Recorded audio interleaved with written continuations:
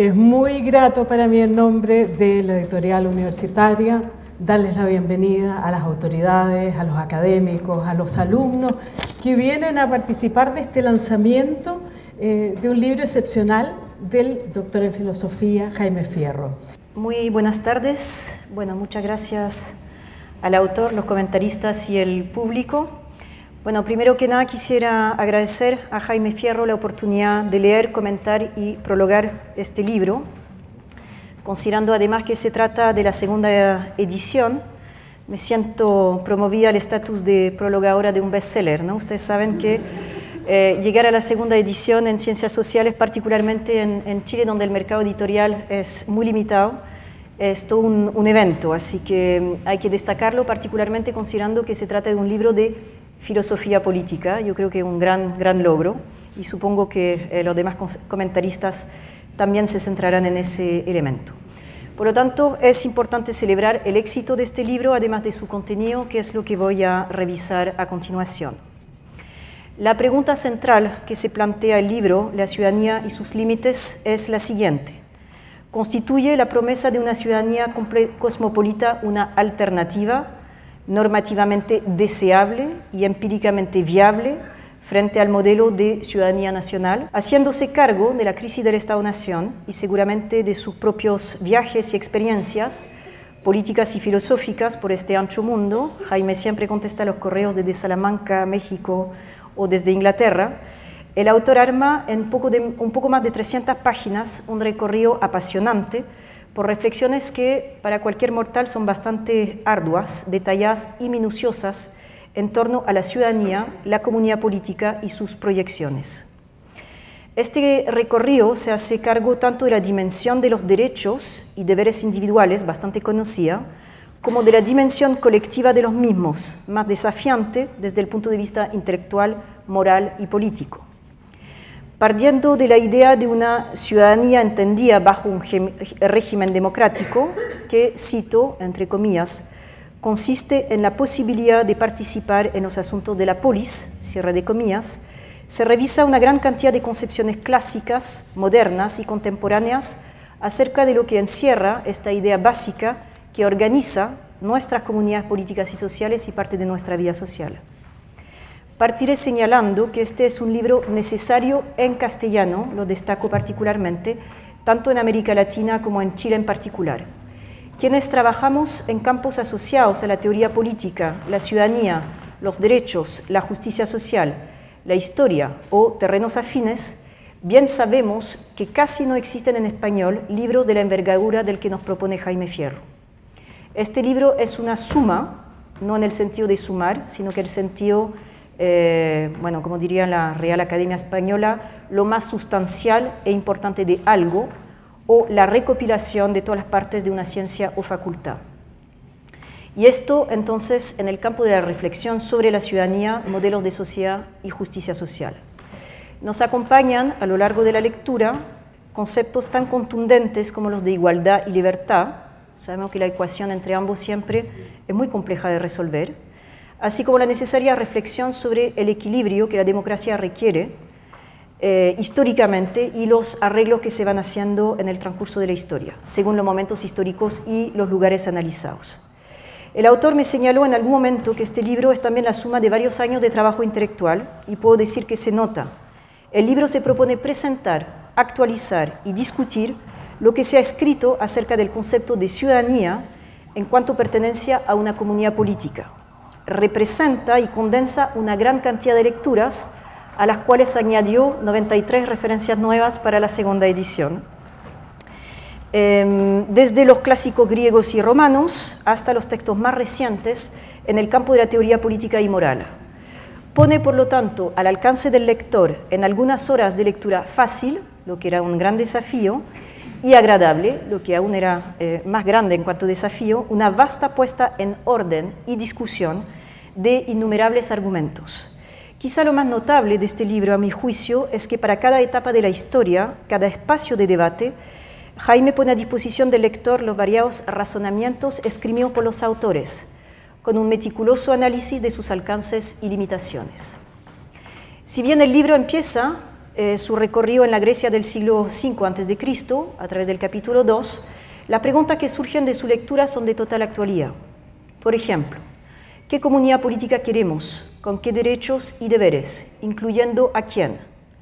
¿Cómo hacemos pasar esos derechos de una mera declaración en papel a una aplicación real? ¿Cómo corregimos el déficit de muchas de nuestras formas de comprender la ciudadanía? Cuando la Araucanía se enciende en un conflicto cada vez más radicalizado, cuando excluimos a los migrantes, cuando dejamos que ocurran los femicidios, cuando debatimos de la libertad de expresión, cuando dicen que la Organización de los Estados Americanos su carta por, ustedes saben a qué me refiero, cuando aquí debatimos de la nueva Constitución, cuando aquí debatimos de muchos temas, en realidad el libro de Jaime Fierro pone a nuestro alcance una gran variedad de argumentos que siempre son actuales para cada uno de los debates que acabo de señalar. Muchos de esos argumentos no solamente los usamos, también los negamos muchas veces sin saberlo. Y por lo tanto, verlos discutidos en este libro de forma general es un excelente ejercicio para cada uno de nosotros cuando queremos entrar en una discusión actual y completa. Luego del paso detallado por las concepciones clásicas de la ciudadanía en el mundo antiguo, el autor, teniendo ya su base filosófica, política y moral establecida, nos guía por los debates modernos y contemporáneos, particularmente las nociones de democracia, libertad, participación política, en las concepciones sobre todo de Benjamin Constant e Isaiah Berlin. Ambos autores, como es sabido, debaten en torno a la libertad negativa, en cuanto a ausencia de interferencia y por ende más individual, y en torno a la libertad positiva, en cuanto a voluntad colectiva de autodeterminación del cuerpo social y político. El autor plantea los argumentos recordando los contextos históricos que corresponden a estos debates, eso es el objeto del capítulo 3, y los avances en la historia que han tenido las teorías acerca de la autonomía y la llegada a la edad de razón del individuo.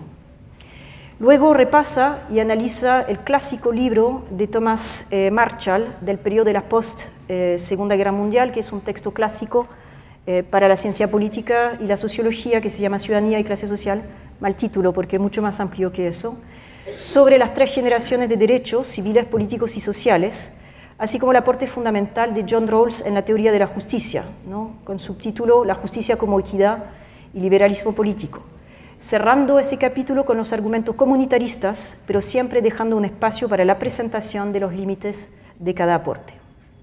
Interesantemente también, el libro se hace cargo de los debates feministas en el capítulo 5 y de los desafíos que plantea el multiculturalismo en nuestras sociedades, eso es el capítulo 6, para luego abordar los desafíos que la globalización en sus dimensiones económicas, políticas y culturales plantean al concepto de ciudadanía, y eso es el capítulo 7.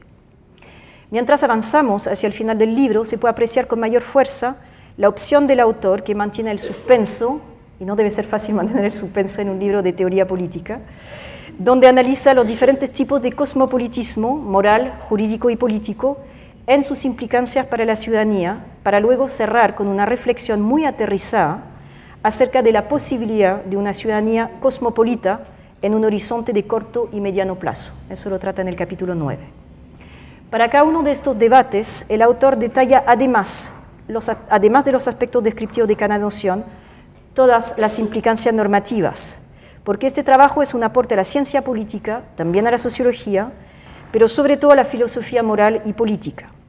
La ética y la reflexión acerca de la virtud están presentes a lo largo del libro, algo que se agradece a la filosofía y que se echa de menos tremendamente en nuestras ciencias sociales. No hay pudor en recordar que el ejercicio político implica virtud, compromiso, prudencia, altura de miras y en lo afectivo, interés y amor al prójimo en su radical diferencia. En algunos momentos el libro se adentra también en terrenos más psicológicos sobre la constitución del individuo en la sociedad.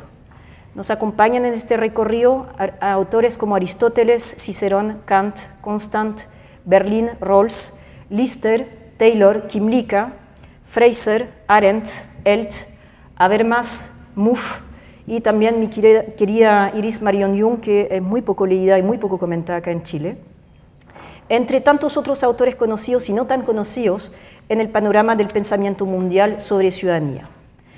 Quizás eche de menos más referencias al bengalí Amartya Sen por sus importantes aportes a la teoría de la justicia, pero quizá lo arreglaste en profundidad para la tercera edición. Pero considero que sería el único al cual habría dado más espacio en esta impresionante galería de pensadores y pensadoras, aunque es entendible que la opción de la autora haya sido privilegiar los debates en torno a la ciudadanía. Este libro tiene pretensiones y cumple con cada una de ellas. Quizá la principal es la ambición de reflexionar acerca de si hoy puede existir una ciudadanía fuera de las comunidades políticas nacionales, es decir, la posibilidad de un patriotismo constitucional. Obviamente se trata de un trabajo ponderado, prudente, como es Jaime Fierro.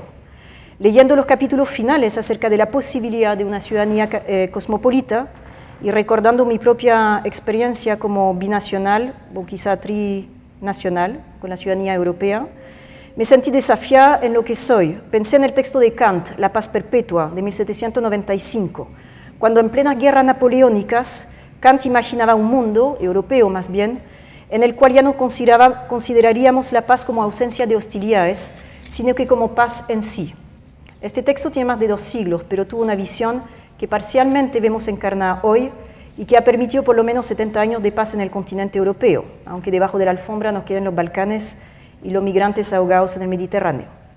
En cierta medida también me parece que disponemos de las herramientas mentales y humanas para avanzar hacia una suerte de ciudadanía cosmopolita, desafiando quizás prontamente el juicio de Hume sobre la naturaleza humana, cuando señala en 1739, entre comillas. Cuando la experiencia nos ha dado un conocimiento competente de los asuntos humanos y nos ha enseñado la relación que estos tienen con las pasiones humanas, percibimos que la generosidad de los hombres es muy limitada y que rara vez se extiende más allá de sus amigos y familiares, a lo sumo más allá de su país natal. Sin embargo, el análisis crítico que realiza Jaime Fierro sobre la posibilidad y deseabilidad de una ciudadanía cosmopolita es bastante concluyente al respecto. Advierte que, entre otros aspectos, cito, la posibilidad de una democracia cosmopolita con ciudadanos cosmopolitas, con los mismos derechos y obligaciones, un grupo que coincidiría con toda la humanidad, es una aspiración peligrosa.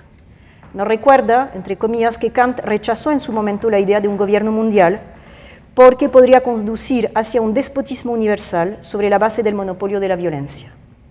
Y que lo más importante, sostiene Fierro, cito de nuevo, es muy difícil imaginar cómo un gobierno mundial podría quedar sujeto a un control democrático efectivo por parte de la ciudadanía. De ahí que, y ya para cerrar el libro, el autor centre su análisis en la relación entre ciudadanía y democracia. Y eso es el capítulo 10. En resumen, este es un libro que uno puede usar como brújula mental para pensar los debates actuales con ponderación en cuanto a las ventajas y desventajas de cada uno de los argumentos que podemos esgrimir y sus alcances si se llegaran a aplicar. Es un libro completo, rico, un buen amigo para pensar, como también el autor es un buen amigo para pensar cosas graves de la vida, pero también abre la puerta a la pasión respecto a los proyectos y al tipo de comunidad social y política de la cual queremos ser parte aquí, hoy y a futuro. Muchas gracias. Bueno, buenas tardes. Buenas tardes, Jaime. Muchas gracias de nuevo por la invitación y enhorabuena. Coincido con el juicio que hacía mi colega anteriormente. No es fácil sacar una segunda edición, sobre todo en determinados temas. Y sobre todo tratándose de un problema que es especialmente incómodo, como es este de la ciudadanía. Incómodo porque desde el comienzo aparecen los primeros obstáculos. Desde el momento en que uno intenta dilucidar un concepto de ciudadanía, se da cuenta de que hay no uno, sino varios conceptos. No hay, por lo tanto, ninguna idea unívoca que nos permita delimitar nuestro objeto de estudio. Lo que sí está claro, a pesar de que empezamos con un obstáculo que oscurece el panorama, lo que sí está claro es lo que se plantea Jaime en el libro. Como decía la profesora antes, es la cuestión de si es deseable y es viable un modelo de ciudadanía cosmopolita. Y la respuesta que da el autor es igualmente clara. No es en absoluto deseable es inviable desde el punto de vista empírico y es cuestionable desde el punto de vista normativo, sobre todo si consideramos el vínculo que hay entre la ciudadanía y la democracia. Bastaría hacer mención de este vínculo para darnos cuenta de la importancia que tiene tratar un tema como este. Y Jaime lo hace haciendo referencia, pasando revista a asuntos muy diversos, como hemos tenido ocasión de apreciar en la intervención anterior. Se habla de la ciudad, en el libro se habla de la ciudadanía en Grecia y en Roma, de los conceptos de libertad, de los derechos subjetivos, del feminismo, del multiculturalismo, de la globalización, del cosmopolitismo moral, jurídico y político, además de, por supuesto, de la ciudadanía cosmopolita y de la relación entre la ciudadanía y la democracia. Como no es del caso hablar de todos los temas de los que trata el libro, sí querría hacer una referencia a uno de los tantos asuntos, como es el de los derechos subjetivos, que es una cuestión que aparece a lo largo de todo el libro. Aparece en el capítulo 3, cuando habla de los derechos positivos y de los derechos negativos, de los derechos individuales en la antigüedad, de las consecuencias que no siempre han sido beneficiosas para la vida comunitaria, de las consecuencias que se han derivado de la protección de los derechos.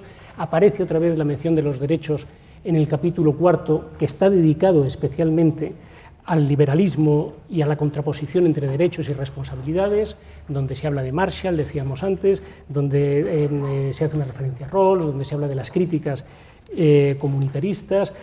Aparece en el capítulo 5 al tratar del feminismo, donde se habla del derecho al voto de las mujeres, donde se habla de los derechos diferenciados, en concreto de los derechos reproductivos, del reparto igual de los derechos. Vuelve a aparecer otra vez el tema en el capítulo siguiente al tratar del multiculturalismo, donde aparece la referencia a los derechos colectivos y a la dificultad que tiene concebir derechos que se adscriban a un grupo.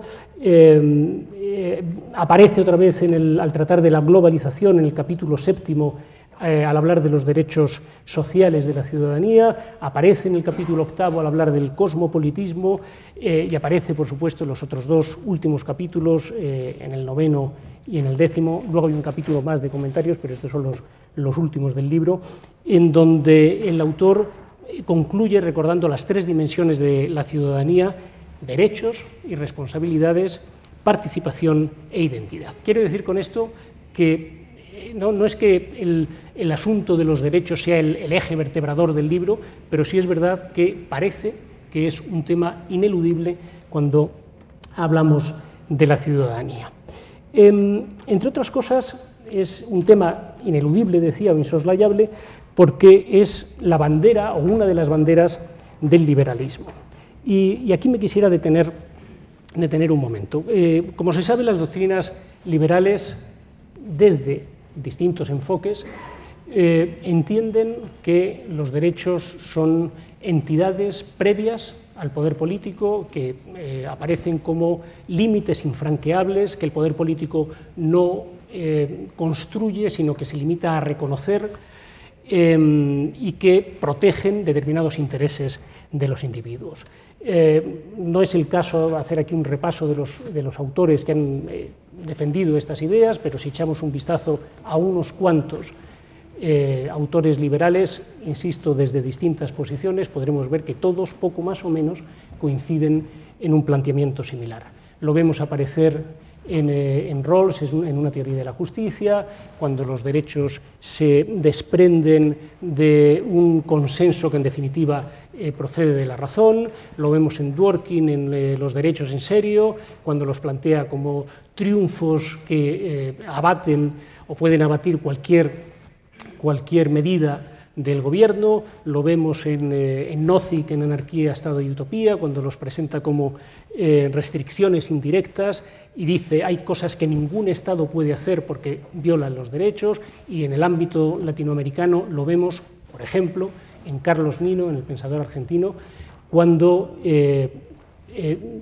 infiere los derechos de los principios de autonomía, de dignidad, de inviolabilidad de la persona. con todas las diferencias que pueda haber entre estos autores y algunos otros que podríamos mencionar, todos ellos creo que coinciden en presentar los derechos como esas, decíamos antes, entidades que son previas al poder. Y al autor del libro le parece que el puesto que ocupan los derechos es fundamental. Y yo coincido desde luego con él, pero considera también que esta propuesta liberal de los derechos, digamos, es cuando menos discutible, al menos en algunos aspectos. Yo comparto también esta opinión y añadiría algunas ideas más para ofrecer otro enfoque que permita entender por qué las características que se predican de los derechos desde el punto de vista liberal digamos, dejan mucho que desear. Desde ese punto de vista, los derechos se han planteado siempre como los derechos humanos, como derechos universales, como derechos absolutos, como derechos inalienables, como derechos irrenunciables, en definitiva. Intentando con esto ofrecer digamos, un instrumento, una herramienta tremendamente sólida para proteger a los individuos. Yo no tengo tan claro que la solidez que se pretende se consiga adscribiendo a los derechos estas características. Entiendo que los derechos humanos y los derechos ordinarios son en definitiva normas de distintos sistemas en las que se establece que un determinado estado de cosas debe ser, si el titular del derecho así lo quiere, por encima de cualquier otra consideración. Desde ese punto de vista liberal al que nos referíamos antes, a los derechos llamados humanos, fundamentales o como queramos llamarlos, se les han dado unas características particulares a las que he hecho referencia. Se dice que son universales, que son absolutos, que son inalienables o irrenunciables a veces. Jaime, en la obra que comentamos, presenta una clara crítica a la cuestión de la universalidad. Para empezar, entiende que las diferencias culturales entre las sociedades son muy profundas, los principios que subyacen a los derechos que se defienden son entendidos y son aplicados también de manera muy diferente según los lugares, y por lo tanto parece difícil poner en práctica una serie de derechos que, como se dice desde las filas liberales, no toman en cuenta esas diferencias entre unos grupos sociales y otros. Además de esta crítica que hace Fierro en la obra, creo que se podría añadir que desde el punto de vista normativo, esta característica de la universalidad también es difícilmente defendible. Si, como acabamos de ver, los derechos son normas de los sistemas, de distintos sistemas, decir que existen derechos universales o de validez universal significa, en definitiva, decir que existen sistemas normativos que tienen validez universal, porque no tiene sentido decir que una norma tiene un ámbito de aplicación más amplio que el del propio sistema donde la norma se inserta, ¿verdad? Y la pregunta que debemos hacernos es si existe realmente un sistema normativo que tenga validez universal. En el ámbito jurídico, desde luego los derechos nacionales, los ordenamientos jurídicos nacionales, por definición no tienen validez universal, luego difícilmente los derechos que están insertos en esos ordenamientos pueden ser válidos universalmente. Podríamos pensar en un ordenamiento jurídico internacional, pero los problemas no son pequeños tampoco, no tenemos tiempo de verlo, pero en definitiva cuando hablamos de la validez de las normas dentro de un Estado, estamos haciendo en definitiva referencia a un poder lo suficientemente fuerte como para imponer esas normas. ¿Existe algo así en el orden internacional? ¿Podemos hablar de un poder lo suficientemente fuerte como para imponer determinadas normas como pueden ser las de los derechos humanos? Y si no existe tal poder, ¿hasta qué punto podemos decir con rigor que se trata de un ordenamiento válido universalmente y que por lo tanto los derechos humanos son también universalmente válidos. Y si nos vamos al ámbito moral, nos encontramos poco más o menos con lo mismo. ¿Existe acaso un sistema moral que tenga una validez universal? Cuando llevamos 2500 años preguntándonos qué será el bien, viendo cómo las propuestas morales nacen, se desarrollan y desaparecen, ¿acaso podemos decir hemos llegado a al escalón final donde podemos defender un sistema de validez universal? Y si surgen todas esas dudas respecto de los sistemas, ¿cómo no van a surgir las dudas respecto de la universalidad de las normas que son los derechos humanos que se insertan precisamente en esos sistemas? En fin, no quiero tampoco alargar el examen de estas cuestiones. Si nos vamos a la cuestión o al elemento de la absolutidad o al elemento de la irrenunciabilidad de los derechos, nos encontramos con problemas poco más o menos similares. Es que los derechos son absolutos y que vencen en todos los conflictos parece una idea que es muy difícil de defender. En la práctica, los conflictos entre los derechos se solucionan y se solucionan permitiendo que alguno de los derechos que entran en el conflicto sea vencido y sea abatido por otro derecho. Si los derechos fueran realmente absolutos, esos conflictos serían sencillamente irresolubles. Y desde el punto de vista jurídico, proponer que hay normas que vencen en todos los conflictos es hacer una afirmación apodíctica que yo creo que es insostenible, ¿no?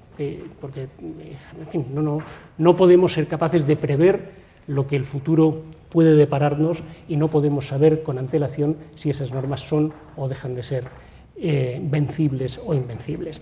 Por no hablar de la cuestión de la irrenunciabilidad o de la inalienabilidad, como queramos decirlo. El construir, como se hace desde el punto de vista liberal, derechos, en algunos casos por lo menos, derechos que son inalienables o irrenunciables, de forma tal que los titulares de esos derechos se ven obligados a querer siempre acceder al estado de cosas que el derecho protege, es, en definitiva, convertir los derechos en deberes. Dejando aparte otros problemas, para no alargar la intervención, lo que quiero decir con esto es que, a la conclusión a la que quiero llegar, y que creo que está en la línea de la de Jaime, a la conclusión a la que quiero llegar es que esta propuesta liberal de los derechos humanos, que son universales, que son absolutos, que son irrenunciables, es una propuesta que merece ser sometida a crítica, que es saludable, cuestionar un enfoque como el enfoque liberal, no porque pensemos que los derechos no tienen interés o que los derechos no son importantes, sino precisamente porque creemos que los derechos son importantes, tal vez tenga sentido empezar a preguntarse si la manera de defenderlos que se hace desde el punto de vista liberal es la mejor manera de cimentar, una teoría sobre los derechos. Se trata, si parafraseamos a Dworkin, de tomarse los derechos en serio, pero tal vez de otra manera. Y aquí, es decir, de poner, poner en cuestión esta versión liberal que yo creo que se ha extendido de forma desmesurada. Y aquí, es donde podría encajar todo esto con la propuesta que hace Jaime en su libro, porque en definitiva estos derechos humanos forman, como él nos dice, uno de los pilares de la ciudadanía, junto con la responsabilidad, junto con la participación política. Creo que el libro es, entre otras cosas, esto simplemente es un aspecto del libro, ofrece un buen material para toda esta reflexión. Así que, enhorabuena, Jaime, nada más y muchas gracias. Quiero decir que el tema de la ciudadanía y sus límites es un tema que se pregunta por la naturaleza de la ciudadanía. ¿Qué significa ser ciudadanos, no? Y como se ha dicho aquí, esto tiene que ver con un vínculo especial entre las personas, con un vínculo que se considera un vínculo que implica derechos y también deberes. Esa es la perspectiva que defiende Jaime Fierro después de discutir una serie de otras posibilidades de entender la ciudadanía, y discute esta posición en tensión con las ideas cosmopolitas, como se señaló antes, ¿verdad? ¿Qué significa este vínculo especial entre los ciudadanos? Significa que hay algo que une a las personas que viven bajo un mismo techo político, bajo un mismo set de reglas políticas, ¿no? Ayer en un coloquio que tuvimos del Observatorio del Proceso Constituyente, el constitucionalista argentino Roberto Saba también hablaba de límites, hablaba de la Constitución como un límite, ¿no? Y de alguna manera lo que se entiende por ciudadanía queda plasmado en la Constitución, que es la estructura fundamental de una comunidad política. Entonces la ciudadanía vincula el concepto de soberanía con la idea de solidaridad. La idea de ciudadanía hace que tengamos una solidaridad especial entre personas que viven bajo una misma soberanía, ¿verdad? Bajo una misma autoridad política. Y en el mundo contemporáneo, la única forma de soberanía que cuenta con legitimidad es la soberanía popular. No hay otra forma de mandato político legítimo más que la emanada de la voluntad popular, es decir, la idea de la soberanía como autogobierno, como un límite autoimpuesto, hubiera dicho, ¿no?, el profesor Saba. Entonces, la solidaridad entre los ciudadanos, entonces, no es una solidaridad entre personas que comparten una etnia o que comparten un lenguaje o que comparten necesariamente una religión, ¿no? Tenemos comunidades políticas que son multiculturales, que son multiétnicas, que son multilingüísticas. Y entonces lo que une ese lazo solidario de la ciudadanía es un lazo que tiene que ver con vivir con constituir una comunidad bajo una misma soberanía, y esa soberanía, para ser legítima, debe tener su origen en la voluntad popular. Y por lo tanto, ¿qué es la soberanía popular? Es la capacidad de establecer esos límites del poder, esos límites, incluidos los límites de la democracia, de una manera participativa, ¿no? Un límite autoimpuesto, ¿no? Una constitución democrática, una comunidad como una soberanía, como la capacidad de coinstituir las reglas básicas de la convivencia política, es decir, como poder constituyente, ¿no? Este límite autoimpuesto, entonces, como poder constituyente, el poder constituyente que emana de la comunidad política, tiene que ver con la pregunta que nos estamos haciendo hoy en Chile por la legitimidad de ese límite, ¿verdad? Hoy día la pregunta del problema constitucional en Chile tiene que ver con la pregunta por la legitimidad de ese límite de lo posible políticamente. Y lo que tenemos hoy, el problema constitucional que tiene Chile, tiene que ver con límites impuestos y no coinstituidos. Lo vemos hoy con la discusión sobre el aborto, sobre la despenalización del aborto en 3 causales y la disputa entre el Parlamento como el foro para decidir cuál es ese límite y el Tribunal Constitucional, que defiende un límite que está en una constitución que no fue coinstituida por esta comunidad ciudadana, sino que fue instituida de manera dictatorial.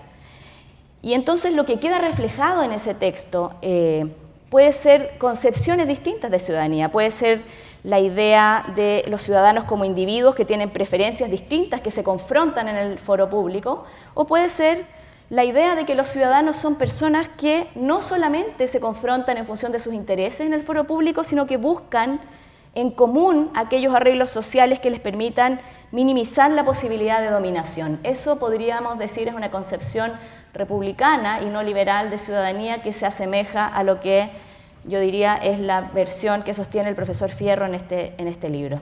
En La ciudadanía y sus límites, lo que Jaime Fierro hace es desafiar la concepción de ciudadanía liberal, valiéndose de una muy amplia batería de argumentos de pensadores políticos desde la antigüedad clásica hasta la teoría política contemporánea. El énfasis en derechos y no en responsabilidades, dice él, conduce a una versión empobrecida de la ciudadanía. En esa concepción, ser libre consiste en que cada uno pueda perseguir su interés individual. Y desde esa óptica, solo la propiedad privada puede generar un vínculo movilizador. Nadie tendría el menor interés por cautelar aquello que es de todos, ¿no? Fierro identifica 3 dimensiones de la idea de ciudadanía: derechos y responsabilidades como una dimensión de ciudadanía, participación política e identidad como sentido de pertenencia en la comunidad. El fenómeno de la globalización, argumenta, ha llevado a una reconfiguración de las identidades nacionales. Sin embargo, estas 3 dimensiones siguen presentes hoy en todos los países. El libro analiza en profundidad la propuesta de una ciudadanía cosmopolita que supere las fronteras del Estado nacional, pero concluye que esos principios capaces de generar un vínculo entre todos los seres humanos no bastan para producir el sentido de obligación y de responsabilidad que exige una concepción solidaria de ciudadanía. Tenemos, es verdad, una obligación moral hacia todos los seres humanos que deriva de constatar nuestra común humanidad. A cualquier persona se le debe el respeto a su dignidad y la protección de sus derechos fundamentales. Pero no es una exigencia mayor la que tenemos hacia los demás miembros de nuestra propia comunidad política, incluidas sus futuras generaciones. El trabajo de Jaime Fierro afirma que junto a las obligaciones generales derivadas de ser humanos, la ciudadanía crea ciertas obligaciones especiales hacia los conciudadanos. En otras palabras, no es nuestra responsabilidad directa garantizar que los habitantes de Argentina tengan acceso a pensiones, a salud o a educación, pero sí lo es velar porque otros en Chile puedan acceder a esos derechos. Se trata de una división que es moralmente arbitraria. Ser ciudadano chileno obliga hacia otros chilenos, no porque estos sean distintos de los argentinos, sino por el fortuito hecho de pertenecer a una misma comunidad política. Los derechos humanos son entonces fundamentalmente distintos de los derechos ciudadanos que se dan solo en el seno de una determinada comunidad política. Sin esta noción de ciudadanía como responsabilidad hacia la comunidad, podrían verse, por ejemplo, si esta noción, de ciudadanía como responsabilidad podría verse como una justificación a marchar en demanda de mejor educación, eso implica al mismo tiempo el cuidado de la infraestructura pública de la ciudad. Sería un contrasentido declararse un ciudadano comprometido al protestar y al mismo tiempo destruir los basureros o el alumbrado público que le sirve a toda la comunidad, ¿verdad? La discusión entonces que se propone en este libro es también crucial respecto de la creciente abstención electoral en Chile y la forma en que ella afecta a la calidad de la democracia. En las elecciones municipales del 2016, solamente un tercio de las personas con derecho a voto concurrió a elegir alcaldes y concejales. Es un récord histórico tener un tercio del electorado participando.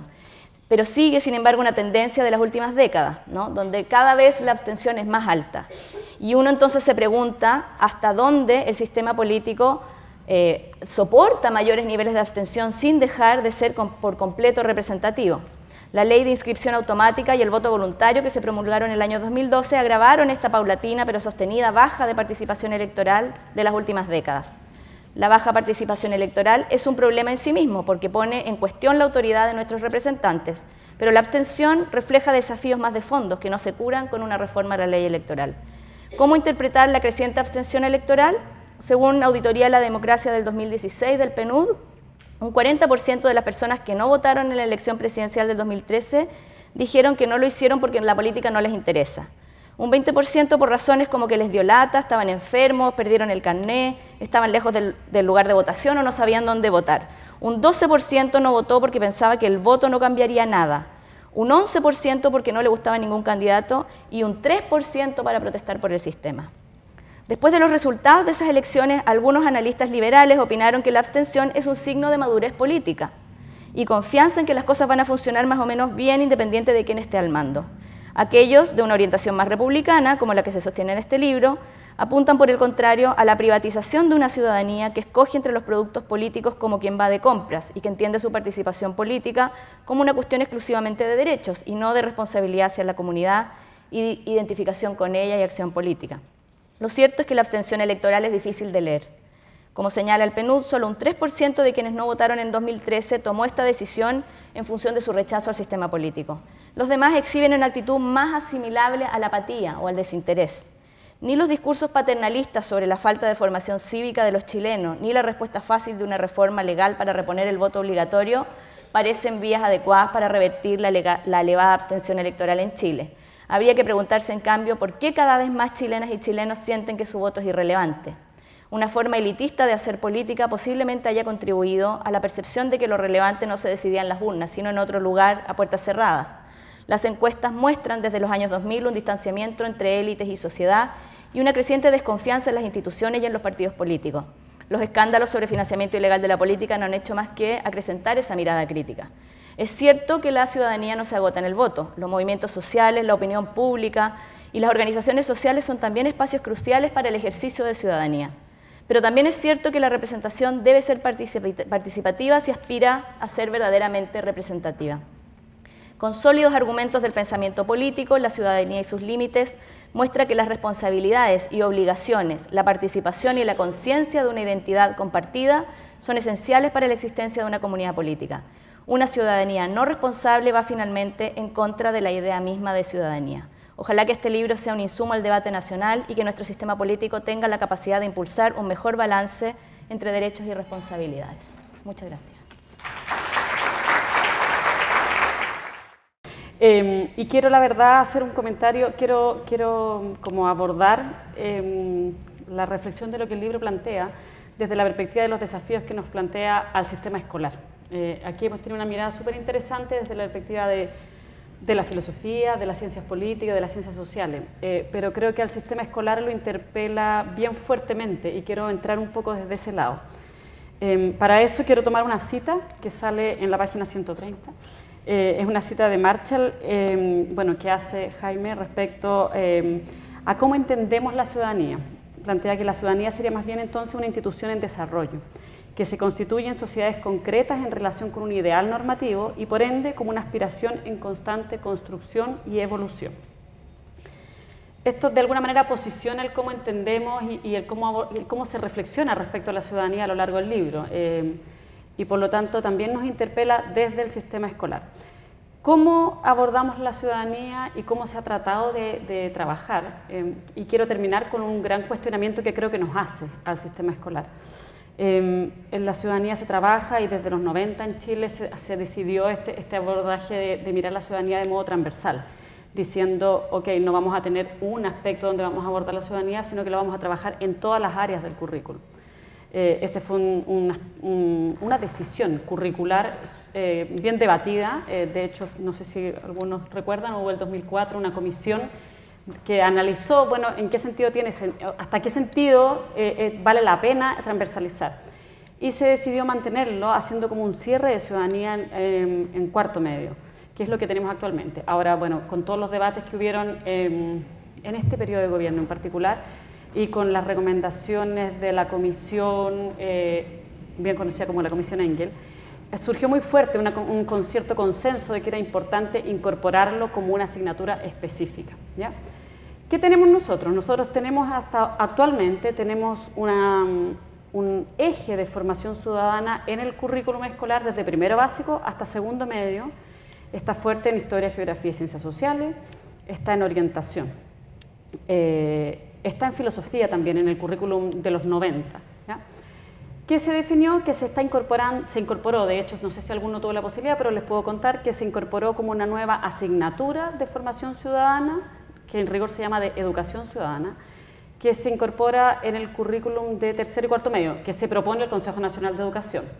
Ahora, esa es una asignatura, pero también hubo una conciencia y una reflexión bastante transversal en relación a que la ciudadanía, y que es bien coincidente con el enfoque que plantea el libro, este concepto de que la ciudadanía es un concepto vivo, y la ciudadanía es activa, y por lo tanto no se puede aprender de modo aislado al resto de la experiencia que tienen los estudiantes. Desde esa perspectiva también cuestiona un concepto que yo creo que está, es bastante consensuado, que no se puede tener, pero el concepto como antiguo de que la ciudadanía partiría a los 18 años y entonces en la escuela no hay un espacio de formación ciudadana, ¿ya? Eso, por cierto, no es como está abordado en el currículum desde primero básico hacia arriba, se aborda como que tenemos un espacio de formación ciudadana. Pero en la conciencia que hubo de la necesidad de abordar la ciudadanía de un modo activo y de un modo participativo, de esa conciencia surge la decisión de tener una ley, en rigor. Fue una discusión legislativa que derivó en una ley que es la ley del Plan de Formación Ciudadana. ¿Por qué? Porque ¿qué es lo que hay a la base? Que si no tenemos una cultura escolar que de alguna manera viva aquello que estamos aprendiendo respecto a ciudadanía y que no cuestione algunos de los fundamentos que tiene la cultura escolar, es muy difícil aprender este concepto de ciudadanía. Reflexionar respecto a la ciudadanía, cuestionar, bueno, muchos de los cuestionamientos que se hacen a lo largo del libro. Yo diría que el libro es un espacio, por cierto, para tercero y cuarto medio, más que para los cursos de más abajo, pero también es un espacio tiene una reflexión muy rica para informar esa conversación. Pero si nosotros tenemos una cultura escolar que no se hace de alguna manera, que no encarna esta perspectiva de una ciudadanía activa, no vamos a poder formar a nuestros estudiantes. Y es ese el cuestionamiento y es esa la conciencia que hay a la base del Plan de Formación Ciudadana. La ley del Plan de Formación Ciudadana es una ley que la ministra siempre comenta, les puedo comentar que ella nunca había visto en la discusión en el Congreso una ley que se votara cuando se vota en el Congreso hay bueno, luz verde para los votos a favor, luz amarillo para los votos, las abstenciones y luz roja para los votos en contra. Y ella siempre dice que esta fue la única ley que ella ha visto que se votó con puras luces verdes.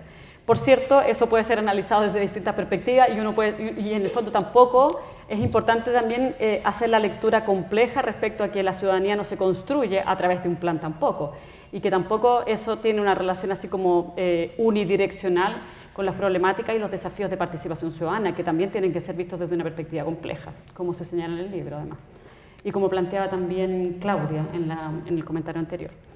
Pero en el fondo esa es una conciencia de que nosotros tenemos que abordar la formación de la ciudadanía desde los primeros años.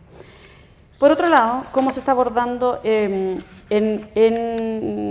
la asignatura de formación ciudadana de tercero y cuarto medio? En tercero y cuarto medio lo que nosotros hemos tratado de hacer, puedo referirme a alguna parte de aquello porque esta es una propuesta que está siendo discutida por el Consejo Nacional de Educación, está siendo evaluada por el Consejo Nacional de Educación ahora. Por lo tanto, nosotros como Ministerio tenemos que, en el fondo, la propuesta se envía al Consejo y nosotros no podemos hacerla pública hasta que sale del Consejo. Pero sí hubo un proceso de consulta pública en marzo y abril de este año, en el cual se dio a conocer la propuesta. Y ahí sale claramente que nosotros hacemos una opción de plantear que todas las asignaturas tienen que ser abordadas desde 3 dimensiones de la realidad. Desde primero la dimensión de la persona, de cómo la persona se desarrolla en tanto persona individuo, pero en segundo lugar, cómo esa persona es parte de una sociedad y de una sociedad que se organiza democráticamente. Y en tercer lugar, cómo esa sociedad es parte de una naturaleza, y de una naturaleza que quizás más que nunca está luchando por su sustentabilidad. Y desde ahí se asume como un propósito formativo central la formación de ciudadanos activos, ¿ya?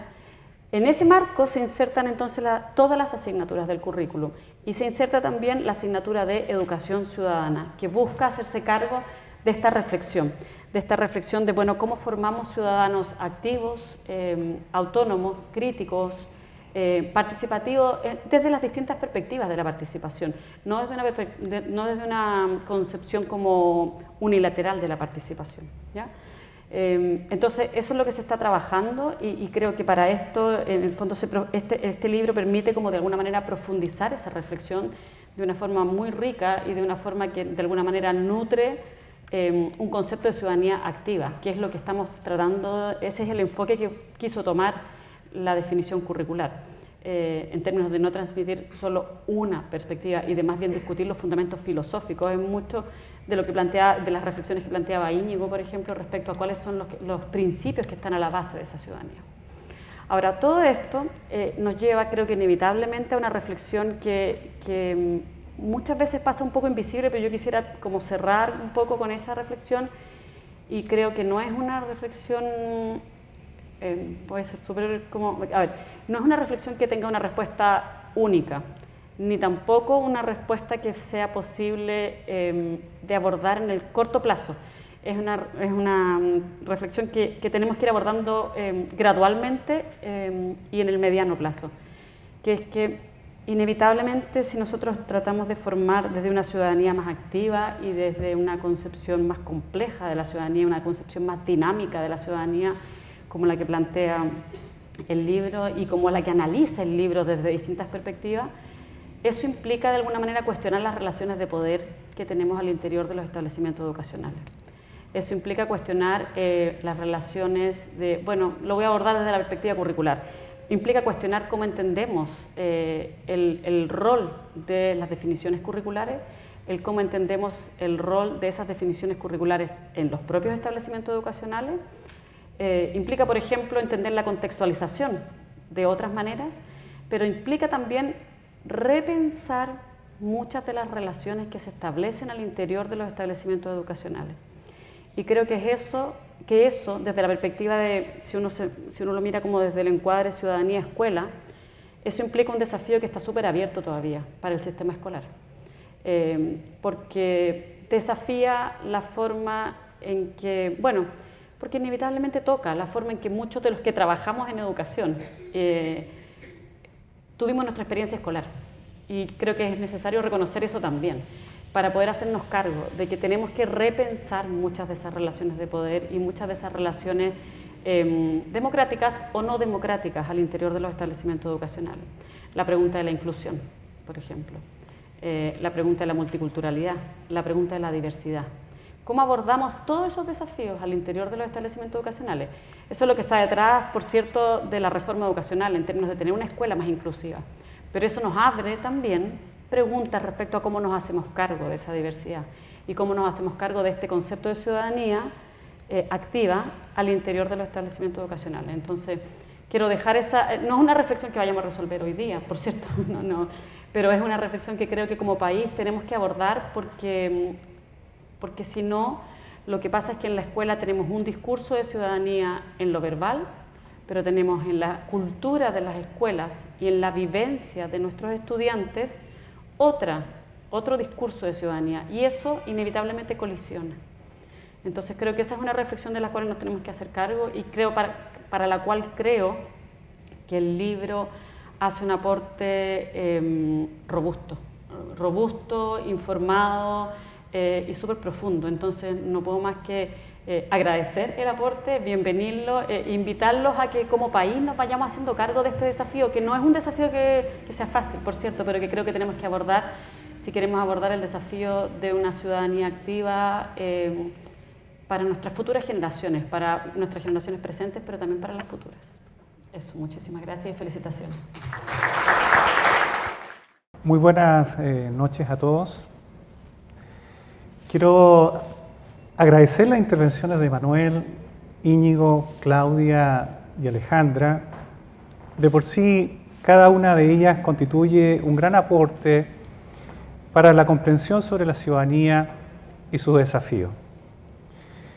En esta segunda edición ampliada y comentada, agradezco también las valiosas contribuciones de Manuel en la presentación, Juan Diego Galás en el epílogo, Javier Peña en el prólogo 1, Íñigo Álvarez en el prólogo 2, como así también los sugerentes comentarios que conforman el capítulo 11, en donde están Cristian Gasmuri, Octavio Avendaño, Claudia Hayes, Cristian Pérez, Inés Picasso, Juan Pablo Cárdenas, Camila Rojas, Ricardo Gamboa, Nayaret Calfulaf, Rodrigo Collío, Camila Flores, Gerson Olivares, Constanza Rojas, Maite Desea, Umut Audín, Carlos Cordurier, Mariana Ardiles, Pablo Ortuza, Oscar Nail y la entrevista realizada por Carolina